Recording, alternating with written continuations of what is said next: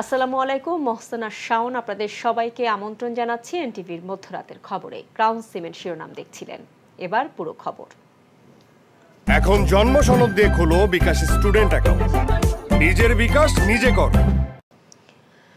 কোটা বিষয়ে আদালতের রায় না আসা পর্যন্ত সরকারের এ বিষয়ে কিছু করার নেই। সংবিধান সরকারকে সেই অনুমতি দেয়নি বলে জানিয়েছেন প্রধানমন্ত্রী শেখ হাসিনা। রোববার চীন সফর নিয়ে ডাকা এক সংবাদ সম্মেলনে তিনি এসব কথা জানান। দুর্নীতির বিরুদ্ধে জিরো টলারেন্স ঘোষণা করা হয়েছে উল্লেখ করে শেখ হাসিনা বলেন, এক্ষেত্রে ব্যবস্থা নিতে তিনি আপন পর কিছুই মানবেন না। নসরানা চৌধুরী রিপোর্টে থাকছে বিস্তারিত। গত ৮ জুলাই থেকে ১০ জুলাই পর্যন্ত চীন সফর করেন প্রধানমন্ত্রী শেখ হাসিনা। সেই সফরের বিষয়ে বিস্তারিত তুলে ধরতে রোববার বিকেলে গণভবনে সংবাদ সম্মেলন করেন তিনি। তার এই সফরে দ্বিপাক্ষিক বাণিজ্য, রোহিঙ্গা সমস্যা সমাধান ছাড়াও কৌশলগত অংশীদারিত্ব আরও উন্নততর করার জন্য দুই দেশ একমত প্রকাশ করেছে বলে জানান শেখ হাসিনা। আঞ্চলিক ও আন্তর্জাতিক পরিমণ্ডলে বাংলাদেশ ও চীনের পারস্পরিক সমর্থন অব্যাহত থাকবে বলে উভয় পক্ষ আশাবাদ ব্যক্ত করি। আমাদের এই ফলপ্রসূ আলোচনার মাধ্যমে বাংলাদেশ ও চীনের মধ্যকার সম্পর্ক সমন্বিত কৌশলগত সহযোগিতামূলক অংশীদারিত্ব পর্যায়ে উন্নীত হয়েছে। চলমান কোটা বিরোধী আন্দোলন নিয়ে সরকারের অবস্থান জানতে চাইলে প্রধানমন্ত্রী বলেন, ২০১৮ সালে কোটা বাতিল করার পর নারীসহ অনগ্রসর গোষ্ঠী ও এলাকার প্রার্থীদের বিসিএসে নিয়োগ কমে গেছে। তবে কোটার বিষয়টি যেহেতু আদালতে বিচারাধীন, তাই এ বিষয়ে রায়ের আগে সরকারের কিছুই করার নেই বলেও জানান তিনি। যারা আন্দোলন করছে তারা তো আইন মানবে না, আদালত মানবে না, সংবিধান কি তারা চেনে না, বা একটা কার্যনির্বাহী অর্থাৎ একটা কাজ করতে গেলে তার যে নীতিমালা, বিধিমালা বা ধারা থাকে সেটা বা সরকার কিভাবে চলে এ সম্পর্কে কোনো ধারণাই এদের নাই। রাষ্ট্র পরিচালনায় কী ধরনের কাজ হয় সে সম্পর্কে তাদের কোনো ধারণা আছে? সে ধারণা তো আমরা দেখি না। আদালতে যখন চলে গেছে, তার যখন রায় হয়েছে, তো সেই রায়ের বিরুদ্ধে এখন এই মুহূর্তে আমার তো দাঁড়ানোর কোনো অধিকার নাই। এটা তো আমার সংবিধানও বলে না, আমার পার্লামেন্টও বলে না, কার্যপ্রণালী বিধিও বলে না, কিছুই না। যতক্ষণ পর্যন্ত আদালত থেকে সমাধান না আসবে ততক্ষণ আমাদের এখানে কোনো কিছু করার থাকে না। এটা বাস্তবতা, এই বাস্তবতা তাদের মানতে হবে।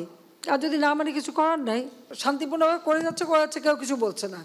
কিন্তু এর বাইরে যখন কিছু করবে, পুলিশের গায়ে হাত দেওয়া বা পুলিশের গাড়ি ভাঙা বা এভাবে আক্রমণ, এগুলি যদি করতে যায় তাহলে তখন তো আইন তার আপন গতিতে চলবে। এখানে আমাদের কোনো কিছু করার নেই। মুক্তিযোদ্ধার সন্তান নাতিপুতিরা কেউ মেধাবী না, যত রাজাকারের বাচ্চারা নাতিপুতি হলো মেধাবী, তাই না? কিন্তু এটা ভুলে গেলে চলবে না যে যাদেরকে মেধাবী না বলছে তাদের হাতে কিন্তু ওরা পরাজিত। শেখ হাসিনা কথা বলেন বিসিএস এর প্রশ্ন ফাঁস ও দুর্নীতির বিষয়েও। জানান, সরকার ব্যবস্থা নিচ্ছে বলেই দুর্নীতির তথ্য প্রকাশ পাচ্ছে।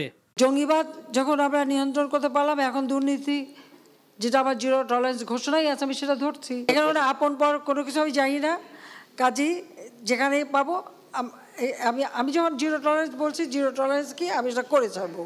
তিস্তা মহাপরিকল্পনা নিয়ে চীন ও ভারত দুই দেশই বাংলাদেশের সাথে কাজ করতে আগ্রহী।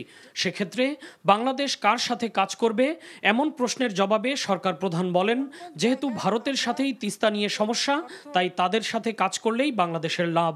যেটা আমাদের জন্য যুক্তিযুক্ত হবে আমরা সেটা নেব। তবে আমি এখানে বেশি প্রাধান্য দেব যে এটা ইন্ডিয়া করুক, কারণ তিস্তার পানিটা ইন্ডিয়াই আটকে রেখেছে। কাজেই তাদের কাছে আমাদের যদি আদায় করতে হয় তো এই প্রজেক্টের কাজ তাদেরই করা উচিত। তারা প্রজেক্ট করে তখন এটা যা প্রয়োজন তারা দেবে। এটা তো একটা ডিপ্লোম্যাসি, কাজে এখানে আর কোনো দ্বিধা থাকার তো কথা না। মার্কিন যুক্তরাষ্ট্রের সাবেক প্রেসিডেন্ট ও আসন্ন প্রেসিডেন্ট নির্বাচনের প্রার্থী ডোনাল্ড ট্রাম্পের উপর হামলার ঘটনাকে দুঃখজনক উল্লেখ করে এ ঘটনায় নিন্দাও জানান প্রধানমন্ত্রী শেখ হাসিনা। Nazrana Chowdhury, NTV news, Dhaka. কোটার যৌক্তিক সংস্কারে আইন পাশের জন্য ২৪ ঘণ্টার মধ্যে সংসদের জরুরি অধিবেশন ডাকতে রাষ্ট্রপতির কাছে দাবি জানিয়েছে বৈষম্য বিরোধী ছাত্র আন্দোলন। বঙ্গভবনের উদ্দেশ্যে গণপদযাত্রা কর্মসূচি ও রাষ্ট্রপতির কাছে স্মারকলিপি প্রদান শেষে রোববার এমনটি জানায় শিক্ষার্থীরা। এই সময়ের মধ্যে দাবি মানার আশ্বাস পেলে আবারও কঠোর কর্মসূচি দেওয়ার হুঁশিয়ারি দেন আন্দোলনকারীরা। আইনাল আহমেদের ক্যামেরায় নূর হোসেনের রিপোর্ট।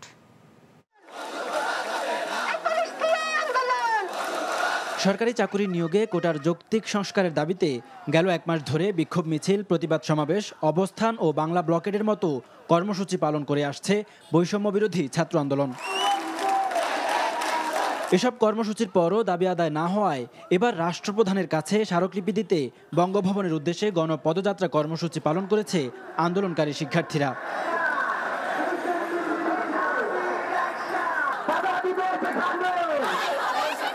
পদযাত্রায় যোগ দিতে ঢাকা বিশ্ববিদ্যালয়ের কেন্দ্রীয় গ্রন্থাগারের সামনে জড়ো হয় ঢাকা বিশ্ববিদ্যালয়, জগন্নাথ বিশ্ববিদ্যালয় সহ আশপাশের শিক্ষা প্রতিষ্ঠানের কয়েক হাজার শিক্ষার্থী।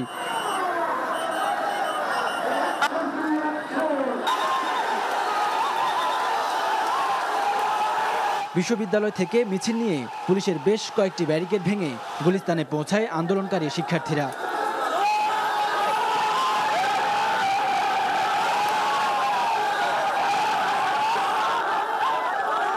সেখান থেকে স্মারকলিপি নিয়ে বঙ্গভবনে যায় আন্দোলনকারীদের 12 সদস্যের প্রতিনিধি দল।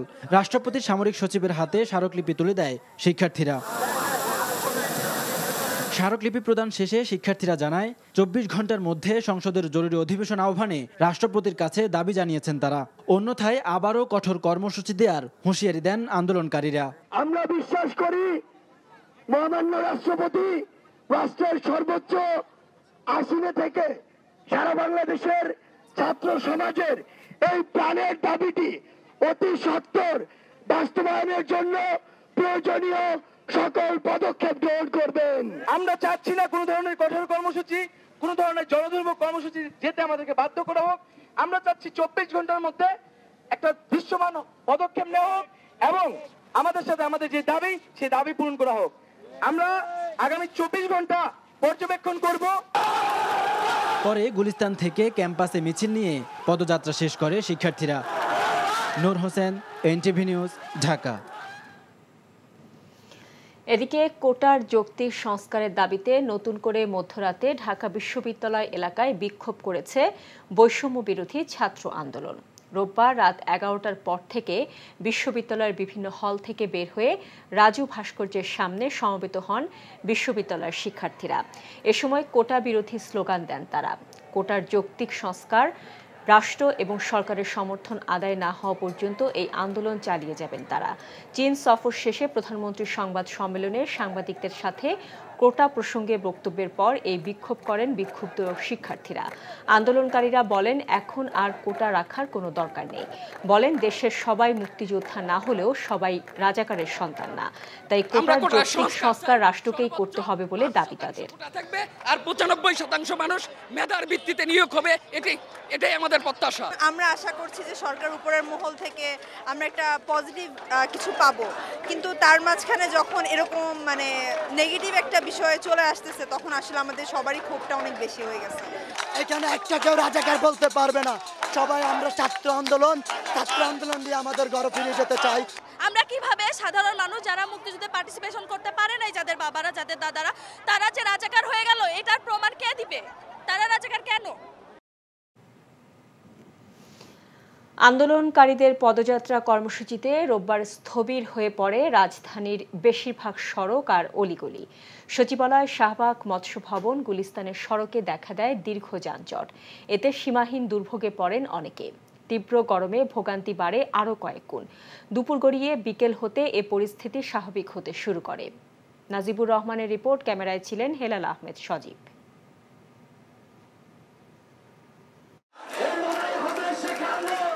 দুপুর 12টার কিছু পরে কোটা সংস্কার আন্দোলনকারীদের বিশাল মিছিল শাহবাগ থেকে রওনা করে বঙ্গভবনের দিকে। অপ্রীতিকর ঘটনা এড়াতে রাজধানীর মোড়ে মোড়ে অবস্থান নেন আইন শৃঙ্খলা বাহিনীর সদস্যরা। শিক্ষার্থীদের এই জনস্রোত বিভিন্ন এলাকা দিয়ে এগিয়ে যেতে থাকলে আশেপাশের সব সড়কেই সৃষ্টি হয় দীর্ঘ যানজটের। একই স্থানে কয়েক ঘন্টা দাঁড়িয়ে থাকে বেশিরভাগ গণপরিবহন আর ব্যক্তিগত গাড়ি, আর তাতেই ভোগান্তি চরমে ওঠে নগরবাসীর।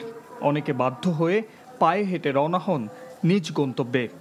যদি গাড়ি পাই যাবো না, হেঁটে হেঁটে যাবো আর কি করবো। অনেক দূর থেকে হাঁটতে যাওয়া লাগছে আমি যাবো মিরপুর 12-তে, পুরো আমার মনে হাঁটতে যাইতে হবে। সচিবালয়ের সামনে থেকে এখান পর্যন্ত আসা 2 ঘন্টা ছিলাম।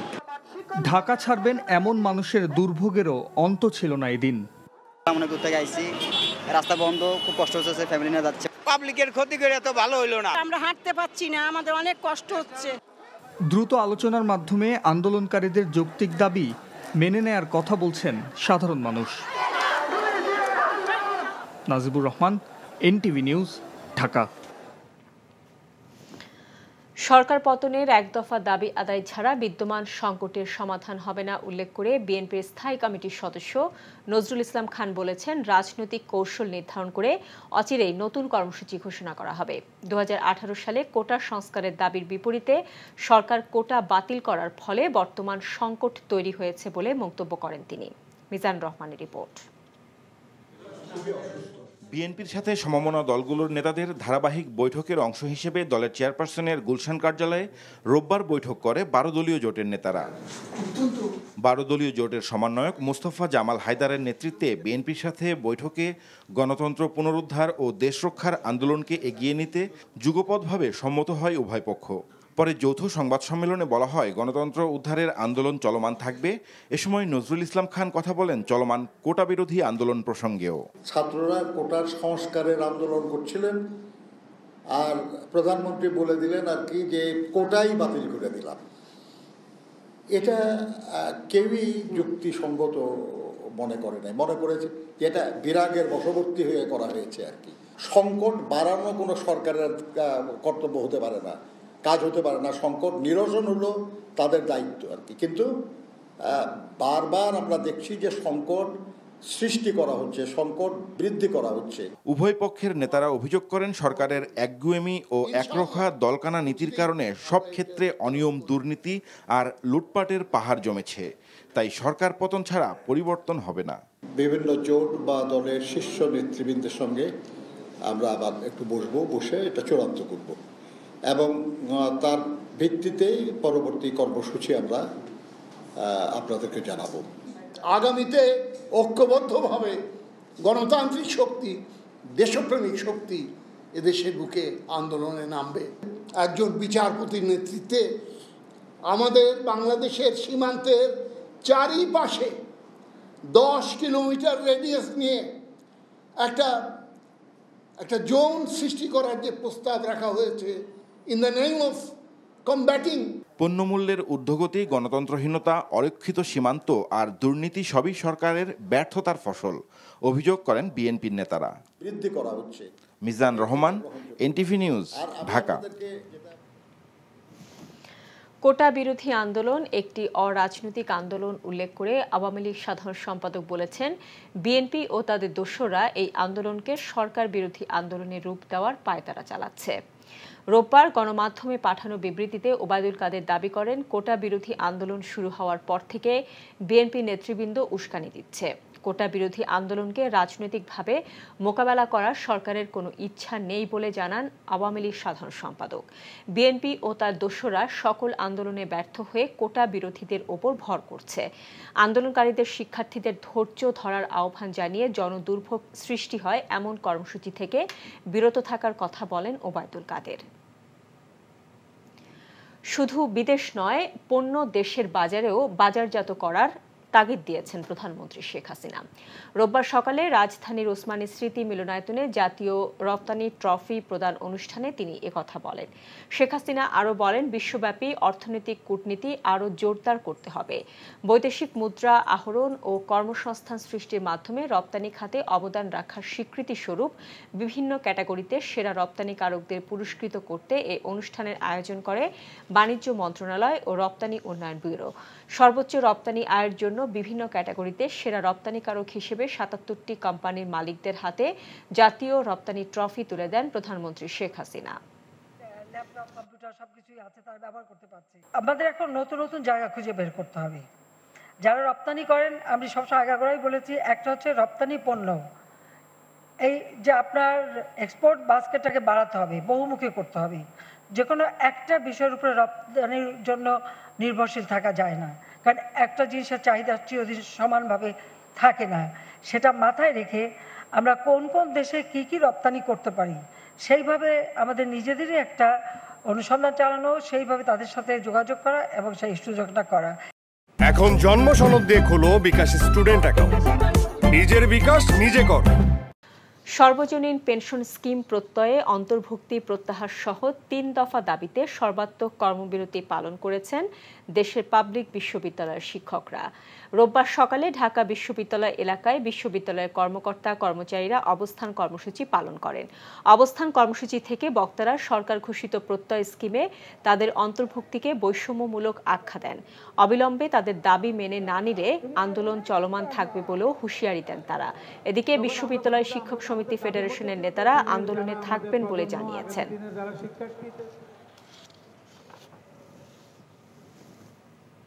সৌদি আরব প্রবাসীদের ভালোবাসায় সিক্ত দর্শক নন্দিত চ্যানেল এনটিভি ২১ পেরিয়ে ২২ বছরে পদার্পণ উপলক্ষে আয়োজন করা হয় বর্ণাঢ্য অনুষ্ঠানের। এনটিভিকে শুভেচ্ছা জানাতে উপস্থিত হন বাংলাদেশি কমিউনিটির বিশিষ্টজনেরা। জেদ্দা প্রতিনিধি মাসুদ সেলিমের পাঠানো রিপোর্ট, ক্যামেরায় ছিলেন আনোয়ার হোসেন রাজু। ২১ বছর ধরে প্রবাসী বাংলাদেশিদের পছন্দের শীর্ষে এনটিভি।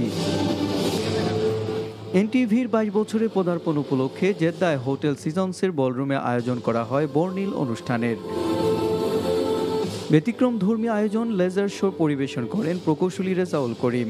এনটিভি দর্শক ফোরাম জেদ্দার আয়োজনে প্রতিষ্ঠা বার্ষিকীর অনুষ্ঠানে যোগ দেন দলমত নির্বিশেষে বাংলাদেশি প্রবাসীরা। সভাপতিত্ব করেন এনটিভি দর্শক ফোরাম জেদ্দার নবনির্বাচিত সভাপতি আজাদ মোবারক। এনটিভির জেদ্দা প্রতিনিধি মাসুদ সেলিমের সঞ্চালনায় প্রধান অতিথি ছিলেন এনটিভি দর্শক ফোরামের প্রধান উপদেষ্টা আব্দুর রহমান। এনটিভিকে শুভেচ্ছা জানিয়ে বক্তব্য দেন জেদ্দাস্থ বাংলাদেশের কনসাল জেনারেল সহ বাংলাদেশ কমিউনিটির বিশিষ্টজনরা। সময়ের পরিক্রমায় এনটিভি একটি বিশ্বস্ত নামে পরিণত হয়েছে। বিশেষ করে প্রবাসে যারা আছে তাদের কাছে এনটিভি খুবই জনপ্রিয়, কেননা বিদেশে বিভিন্ন সংবাদ তারা এনটিভির মাধ্যমে পেয়ে থাকে। আমি এজন্য বাংলাদেশের কনসাল জেনারেল হিসেবে জেদ্দা থেকে এনটিভিকে সাধুবাদ জানাই এবং আশা করি ভবিষ্যতে এই ধরনের সংবাদগুলি আরও বেশি প্রচারিত হবে। অনুষ্ঠানে বক্তারা বলেন, বিগত ২১ বছর প্রবাসীদের সুখ দুঃখ, সম্ভাবনা, সফলতা, সমস্যা সমাধানে বস্তুনিষ্ঠ সংবাদ প্রচার করেছে এনটিভি। সুস্থ বিনোদন ও বস্তুনিষ্ঠ খবর পরিবেশনের ধারা এনটিভি ভবিষ্যতেও অব্যাহত রাখবে, এমনটাই প্রত্যাশা তাদের। আমরা দীর্ঘদিন পরে অনুষ্ঠানে আমরা একত্রিত হয়ে আমরা প্রমাণ করেছি যে প্রবাসীরা আমরা সামাজিক এবং এই সমস্ত কর্মকাণ্ডে আমরা কিন্তু এক এবং অভিন্ন। তাই আজকের এই এনটিভির পরিবারে যে আপনাদের জন্য আয়োজন করেছে, আপনারা উপস্থিত হয়েছেন, আপনাদের সকলের জন্য আমি সকলকে অসংখ্য অসংখ্য ধন্যবাদ জানাবো। জেদ্দার মতো প্রত্যেকটা সিটিতে আমাদের শুভাকাঙ্ক্ষী আছে, ওনারা এনটিভির অনুষ্ঠান, যে কোনো অনুষ্ঠান এবং সংবাদ সবসময় ওনারা দেখেন এবং কি সবাই পছন্দ করেন। অনুষ্ঠানের শেষে দর্শকদের জন্য ছিল প্রবাসী শিল্পীদের পরিবেশনায় মনোজ্ঞ সাংস্কৃতিক অনুষ্ঠান।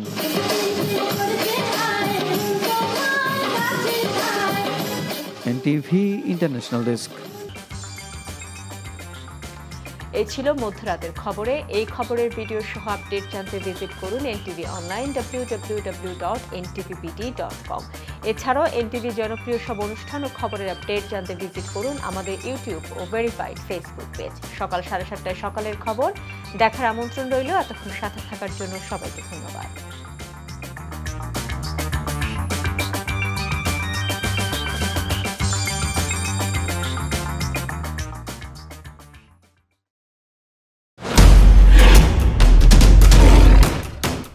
মাসুদ চেয়ারম্যান চাপলে কি হয় জানোস না? এমন মায়ের মারুম কুত্তার মতো খালি সাইড পারবি। তুই যদি আমার বউ আস, তুই হবি রাজরানী আর আমার বউ টুনি বিবি তোর বান্দি। আমার সংসারটা কেন ভাঙতে সময় না? নিজের জামাই আটকা রাখতে পারেন না? কেমন বউ আপনি? কেলেঙ্কারির আর কি বাকি আছে? বদনাম তো শৈলেই লাগছে। আপনার প্রথম বউ কি আত্মহত্যা করছিল নাকি আপনি মারছেন?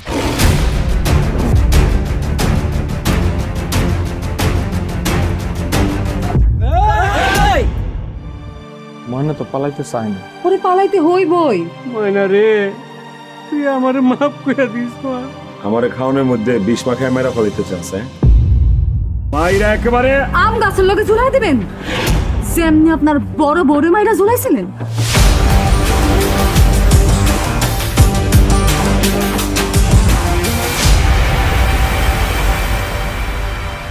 এখন জন্ম সনদ দিয়ে খোলো বিকাশ স্টুডেন্ট অ্যাকাউন্ট। নিজের বিকাশ নিজে কর।